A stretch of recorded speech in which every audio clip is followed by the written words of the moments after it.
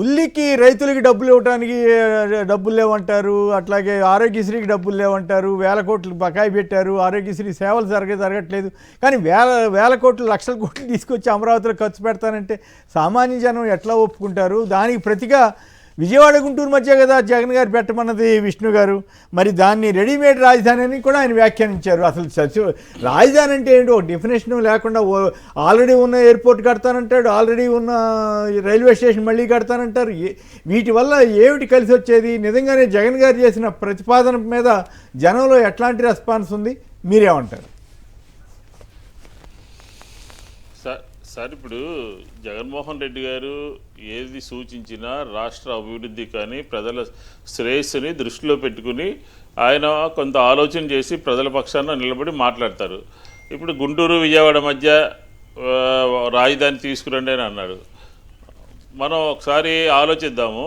గుంటూరు విజయవాడ మధ్య ఆయన తీసుకురామంటాం. ఈయన చెప్పడమే కాదు, అమరావతి రాజధాని అని చెప్పిన తర్వాత కూడా గుంటూరు విజయవాడ మధ్య ఎయిమ్స్ వచ్చింది.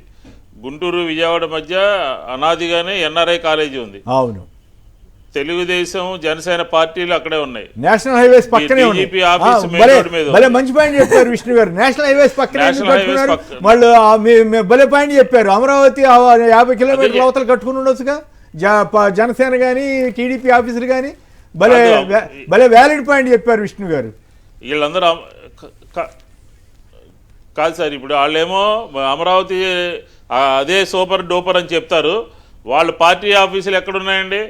జనసేనకు సంబంధించిన ఆఫీస్ కానీ, తెలుగుదేశానికి సంబంధించిన ఆఫీస్ కానీ, డీజీపీకి సంబంధించిన ఆఫీస్ కానీ, ఎయిమ్స్ కానీ, అలాగే రియల్ ఎస్టేట్ రంగం కూడా అమరావతి హైవేకి 30 కిలోమీటర్ల దూరంలో అమరావతి డెవలప్ అవుతుందని చెప్పినప్పటికీ కూడా రియల్ ఎస్టేట్ అంతా కూడా హైవేకి పక్కనే వచ్చినాయి. మీరు చూసుకోండి, కావాలంటే ఒకసారి కార్ వేసుకుని వెళ్ళి హై రైజ్డ్ బిల్డింగ్స్ అన్నీ కూడా మొత్తం అంతా కూడా వచ్చింది అక్కడే. ఎక్కడ పెడతారు రాజధాని చెప్పమనండి ఆంధ్రప్రదేశ్ ప్రజలకి? రియల్ ఎస్టేట్ రంగం అభివృద్ధి చెందాలన్నా, ఉద్యోగ అవకాశాలు మెరుగుపడాలన్నా ప్రజల మధ్య ఉండాలి. కాబట్టి ప్రజలు జగన్మోహన్ రెడ్డి గారు చేసినటువంటి సూచనని పరిగణలో తీసుకోవాలి. ఇప్పుడు ఉదాహరణకి గుంటూరు విజయవాడ మధ్య అనేక రకాలుగా అభివృద్ధి చెందుతూ ఉంది. దీనికి ఈ నిర్ణయం తోడవుతుంది. అట్లాగే పోర్ట్ సిటీ బందరు విజయవాడ మధ్య ఈ హైవేలకు సంబంధించి పక్కన అభివృద్ధి చేస్తే గుంటూరు విజయవాడ కలిసిపోతాయి, బందరు విజయవాడ కలిసిపోతాయి. ఆ ప్రాంతం అంతా కూడా అభివృద్ధి చెందుతుంది, ఈజీ అవుతుంది. రాష్ట్రం మీద ఆర్థికపరమైనటువంటి కార్యక్రమాలు పడవు, ఇబ్బంది ఉండదు, అప్పుల రాష్ట్రం కింద మారదు అని చెప్పని సూచిస్తే అసలు అమరావతి అని చెప్పని ఈరోజు చూసాం మనం. కేంద్రానికి సంబంధించినటువంటి కేంద్రం చేతిలో ఉంది కదా అని చెప్పని రైతులకి గిట్టుబాటు ధరలు చూడరు, రైతాంగానికి సంబంధించి ఎరువుల విషయంలో పట్టించుకోరు, అలాగే కేంద్రం నుంచి రావాల్సినటువంటి విభజన చట్టంలో అంశాలు పట్టించుకోరు. కానీ అమరావతిలో కేంద్ర ఆఫీసులు కడతానికి శాంక్షన్ చేయించారు. ఎందుకంటే అక్కడ ఆఫీసులు కట్టి ఉపయోగం ఏముందండి?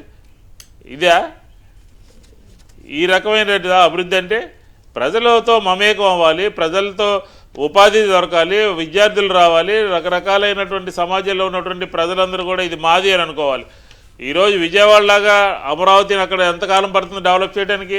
గుంటూరులాగా డెవలప్ చేయడానికి ఎంతకాలం పడుతుంది? కాబట్టి ఇప్పటికైనా సరే ఏదో కరోనా వచ్చినప్పుడు పారాసెటమాల్ అంటే విమర్శించినటువంటి అనామకులైనటువంటి తెలుగుదేశం కూటమిలో నాయకులు ఏ రకంగా మాట్లాడారు ఆ రోజున, ఈ రోజు కూడా అలాగే అవివేకంతో మాట్లాడుతూ ఉన్నారు. ఆలోచన చేసి మాట్లాడాలని చెప్పని అంటున్నాం. జగన్మోహన్ రెడ్డి గారు మాట్లాడినటువంటి ప్రతి మాట కూడా ఈ ప్రాంత శ్రేయస్సు కోసం, ఈ ప్రాంత ప్రజల అభివృద్ధి కోసం మాట్లాడినటువంటి మాట ఇది.